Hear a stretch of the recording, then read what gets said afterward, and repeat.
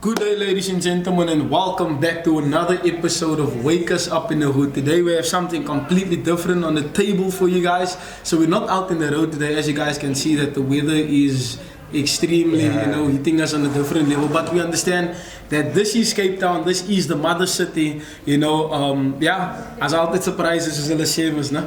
But anyway guys, so before we go, I don't have any branding on today of Wake Us Up in the Hood. I do have a t-shirt on of Kaiser Chiefs to represent, Luke Fleers that was tragically killed, I think it was last week that it happened.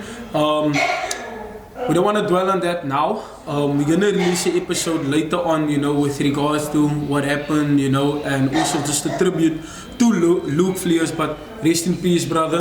You were an amazing guy, bright talent, but we are here and we'll continue to keep up that spirit, man, of fighting to reach for our dreams, and that is something that many of our youth should carry with him on the Cape Flats, there's many examples. There's Nasif Morris, there's the late Luke Fleers, there's Mone Nel, there's Coach Brandon Trutte, and there's a lot more that comes from the Cape Flats, so anyways, so today we're going to be discussing quite a number of topics. We have Councillor Jacobs with us here today, which is also the provincial chairperson of the National Coloured Congress.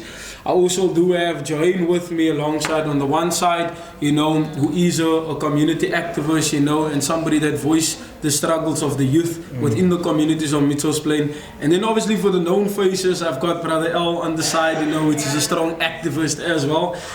That's also part of the team, definitely, the director of Wake Us Up in the Hood, and my number one camera guy, and he also adds a lot of other flavors to the group, that makes up Wake Us Up in the Hood. So this is the people that's behind the cameras, and this is basically our two guests that we have here for today. So we're gonna discuss Cape Town and Western Cape in particular today for a very rare reason, or maybe just some history and background of Cape Town, and the development of Cape Town. I think one of the topics that we discussed was urban renewal. When I read up on urban renewal, I picked up quite a number of things in terms of development. But I think when urban renewal was still in full effect, Councillor Jacobs was one of them, that was part of it, that was part of ensuring that the projects is happening in our communities. So we're going to ask him to elaborate for us, can you just elaborate on urban renewal, where it comes from, and the impact that urban renewal had, on our communities, on the Cape Flats. That's basically it. Okay, thank you Joseph, thank you team for this opportunity. So urban renewal, it started with President Thabo Mbeki. Okay. I think when he took office, he came up with this urban renewal program.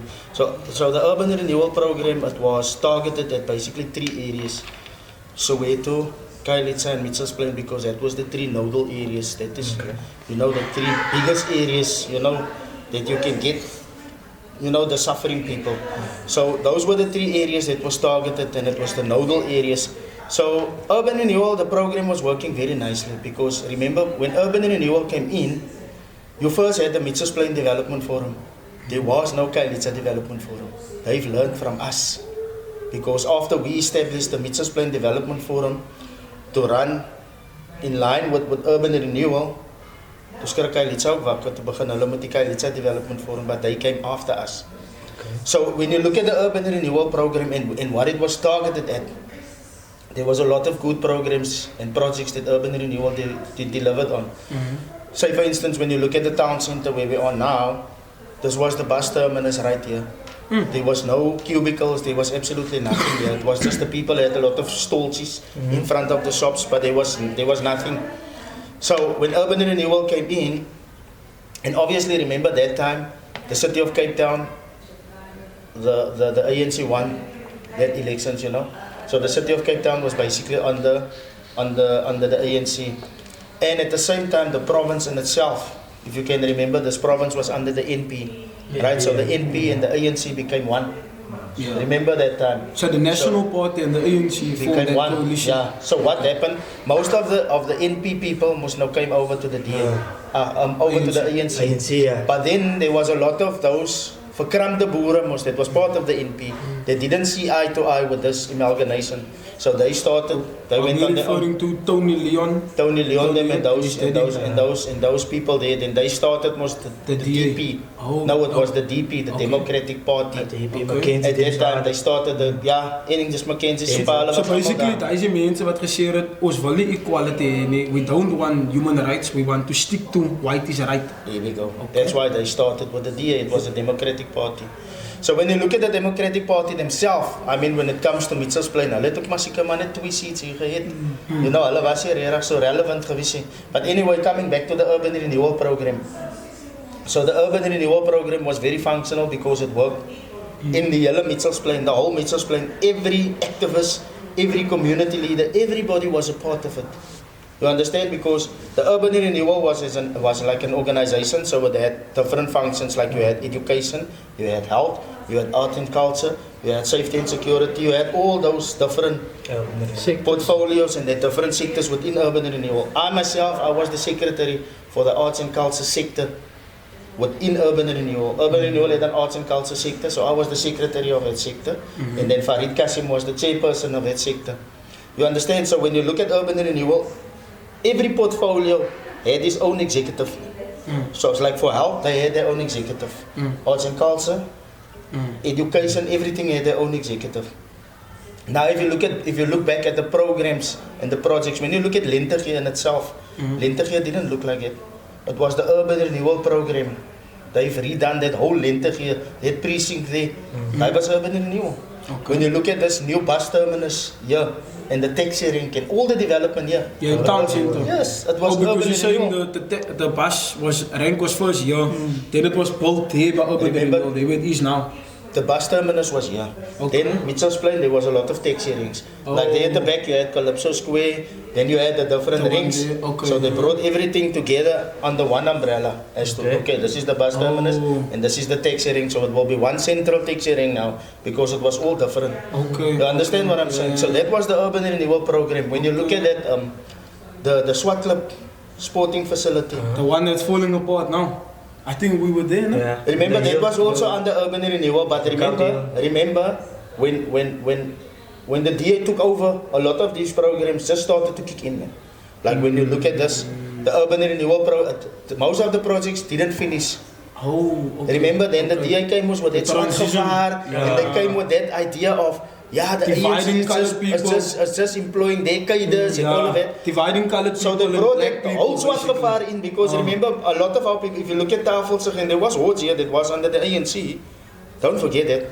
But with this whole thing of the Swatgevaar and things, so now people didn't vote ANC anymore now. So the DA came up with this whole idea because remember within Mitchells Plain there was other political parties like the Universal Party, the IDF. and the ID, and there was the Cape Coalition. There was different parties, man. Then the DA had this beautiful idea when they came to the political parties to say, okay, let us then all become one. Moonshot pack. Because we've got one. Again, we've got one thing in common. We've got one thing in common. Is to fight the ANC. Yeah. Now most of those political parties were so stupid because they formed a part of the coalition with the DA. So what happened for the first 5 years? I mean, if I look at Martin Finis, he had the Universal Party. So they must all form the coalition with the DA. So he was a MACO member. I found him. But for that 5 years, there wasn't a lot of things that was happening because the DA, that political parties, hulle word mos nou doodgehou. Because now the DA started coming up.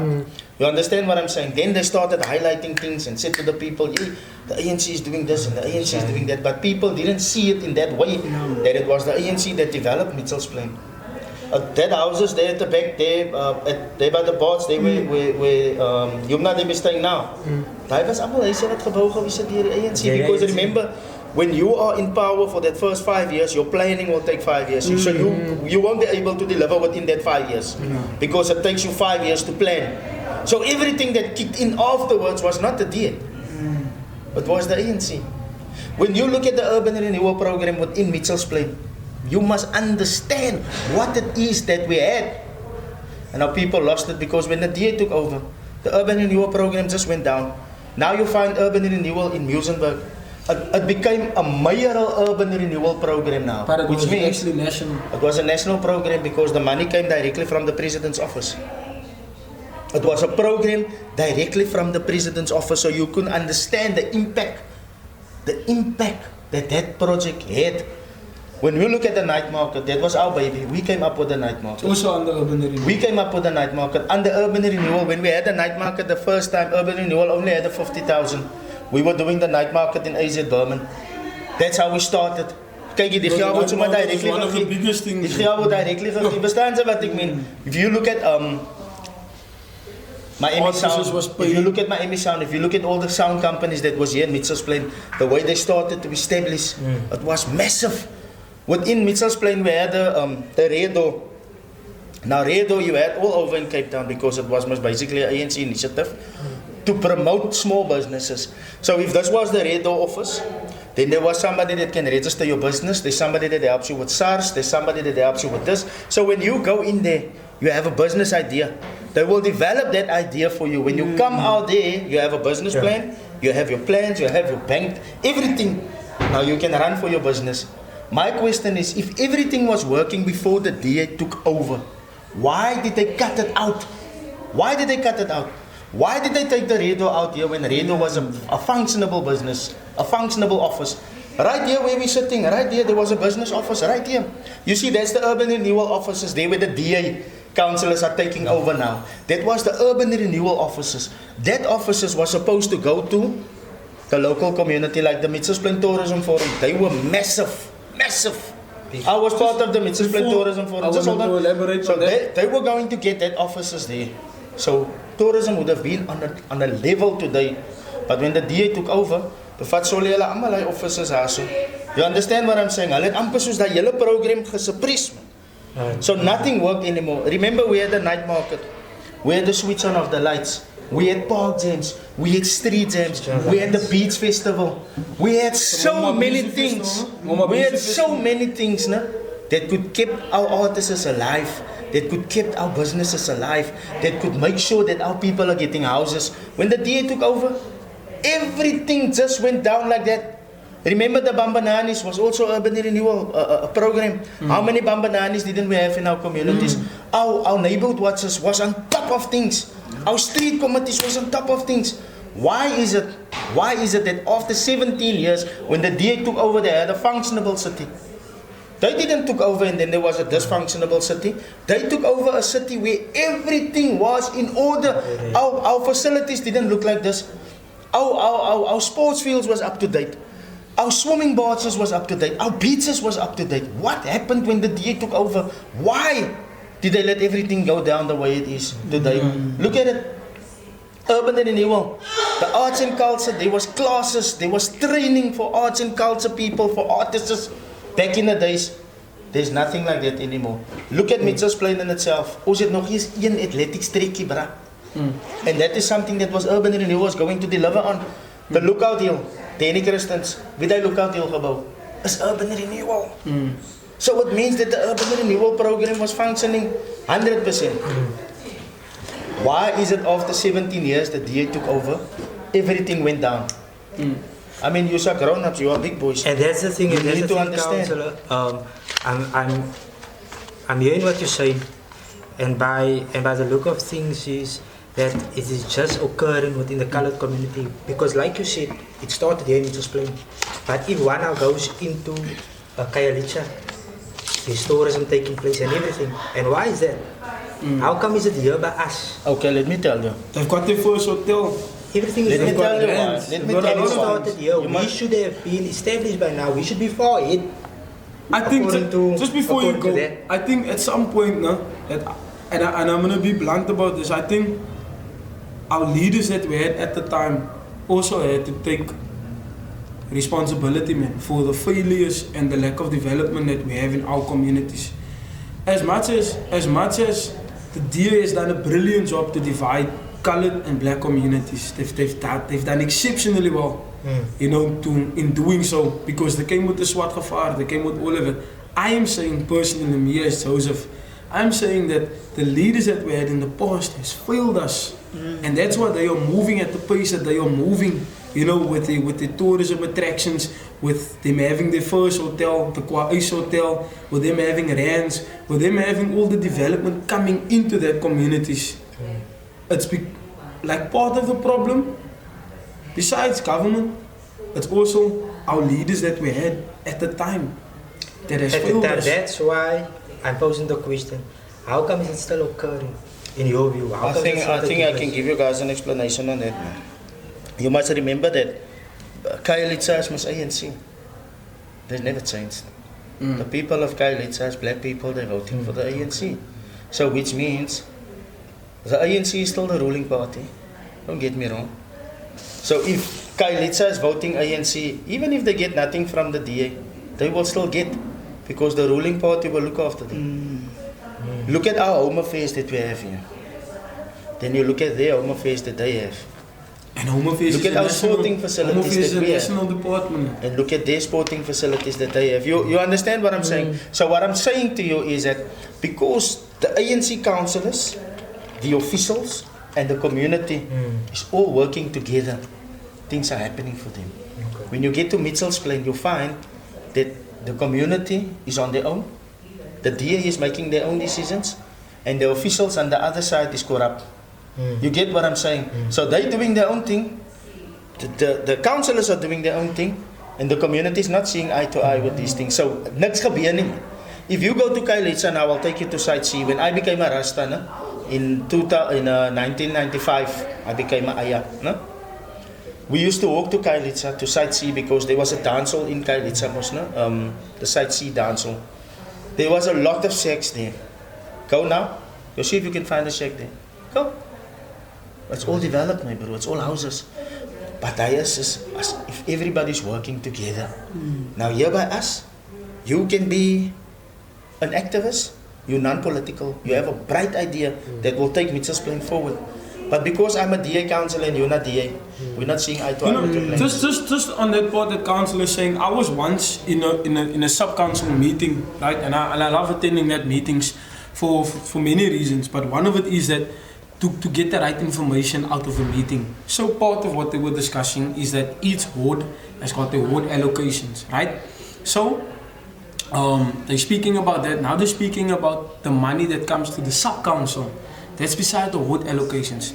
So there's a 2 million rand that is released, you know, and Councillor Jacobs proposed, but why don't we take this 2 million rand and we invest it in youth projects, or invest it into social development, invest that 2 million rand so that we can start fixing our communities, and the root cause is obviously youth.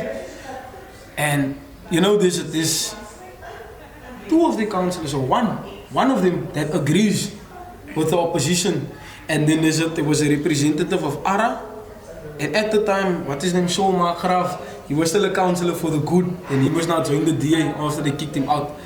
So he was still a councillor, and he's saying, no, but Councillor Jacobs is right. No, let's invest that 2 million rand. Each one of you guys have your ward allocation. This is a pure councillor. There's about three pure councillors, no, in that sub-council. The others is all ward councillors. So they all have money to spend. So the question is, why don't you give that money to the other councillors, the pure councillors that don't have to spend, and let them play with that money in the communities and invest that into the communities? Or let's all then do the project together. They literally go out of that meeting and go into a caucus. They go in caucus. They come back. This DA councillors, it's about 6 of them.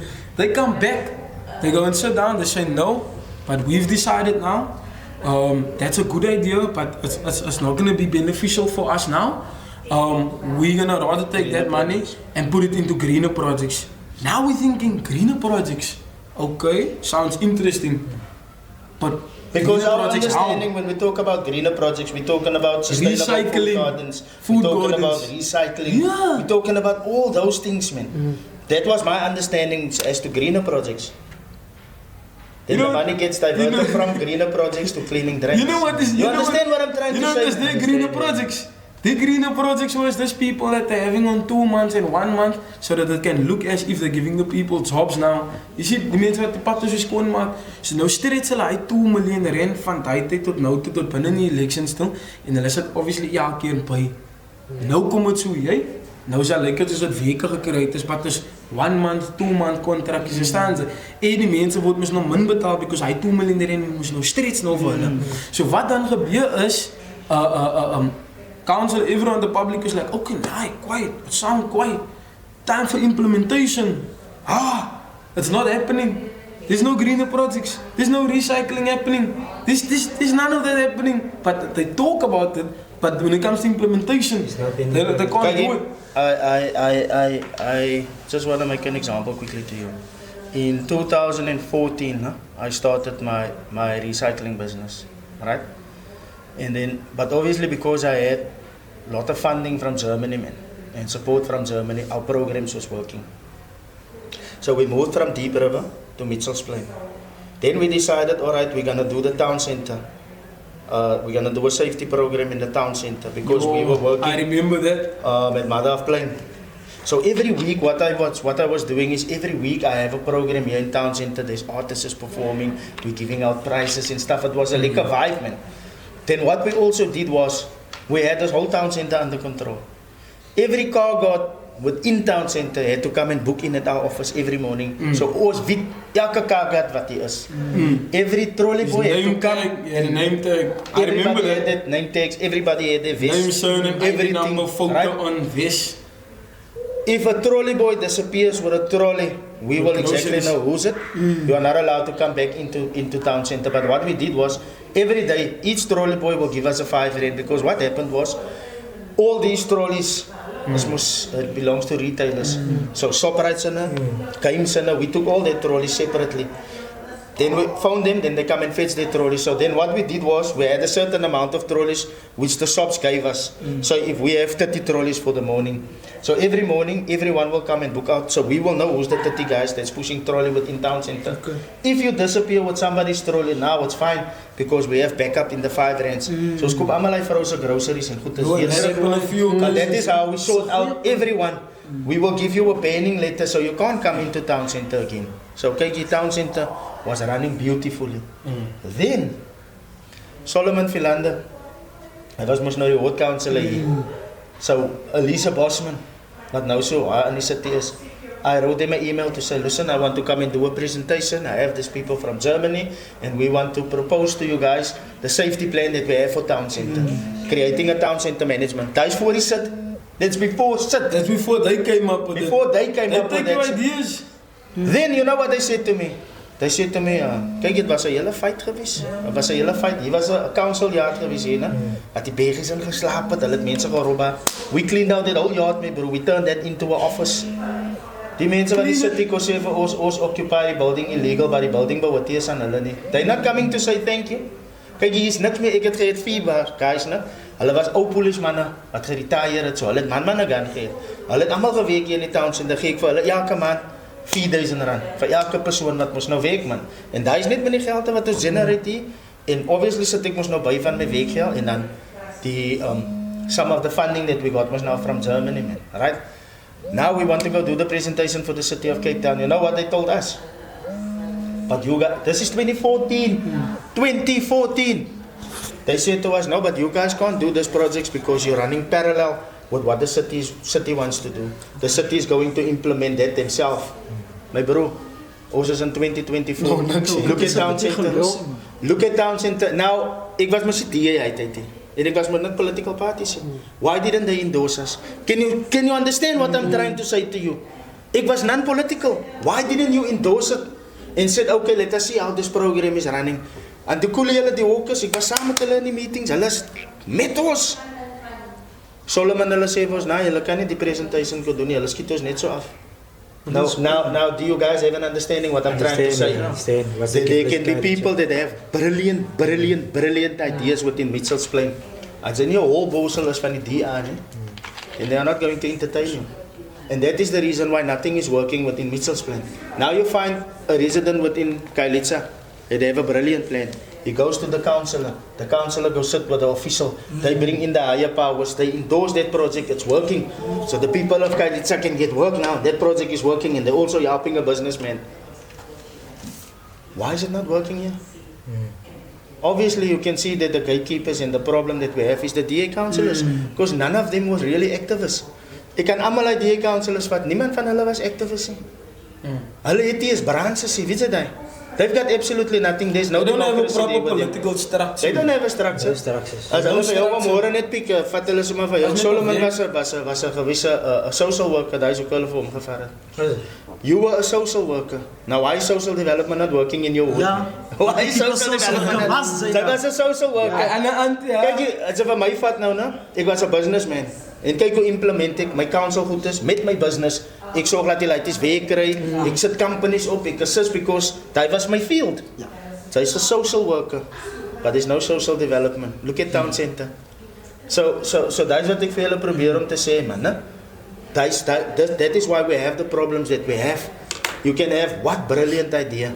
If the DA councillors don't see eye to eye with you, it's not going to work. And town centers, but one of the examples that I'm making. Wat van die ander goed is nog? Wat van die mense wat die toll route gepropose het? We were sitting with Cape Town tourism since 2009. Remember what you see now is not what they used to be. 2009 to Lake die fucking town center nog mooi guys man. Sorry wat dat. 2009 to Lake town center nog mooi guys man.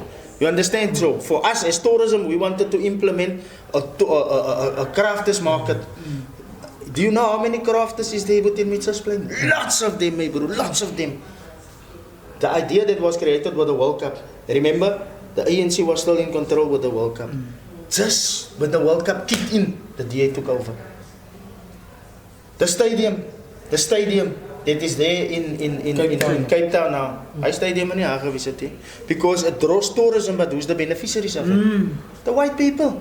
But as die stadium moet hier gevisit, hoe sal ons mense gebenefit het? What about the bed and breakfasts people that invested here in Mitchell's Plain into bed and breakfasts, into backpackers, into all of those stuff? Almal het goed dit plat geval. Because there was nothing really. They didn't turn Mitchell's Plain into a tourism destination. Mitchell's Plain is a fishing village. Why isn't tourism working here for us? Guys, it's a deliberate move. Simple, it's a deliberate move. Ja, my point of view is, die council het nou alles gesê wat gebeur het en hoe dinge was. So, sy het gesê van die division wat daar is. Jy sien, die DA het klaar alles mooi beplan. Die colours en die swart mense moet hier wees en baklei onder mekaar, sodat hulle in power kan bly. En soos ek al een keer gesê het, dan apartheid was ons mos nou weer die wit genoeg hier. Vandag is ons die swart genoeg, ons sal nooit goed genoeg wees in die oor van die government of die president of van enige een nie. Maar hier is die grootste probleem ook nou, kans het alles mooi genoem, en die mense weet het, maar wanneer gaan hulle die verandering maak? Die mense elke keer gesê, wanneer gaan die colored mense bystaan? As jy hoor, ek het groot geraak, van klein tot af hoor ek, alle vraag, wanneer gaan die colored mense by mekaar staan? Toe Fadil Adams die vraag hoor, het hy opgestaan gesê.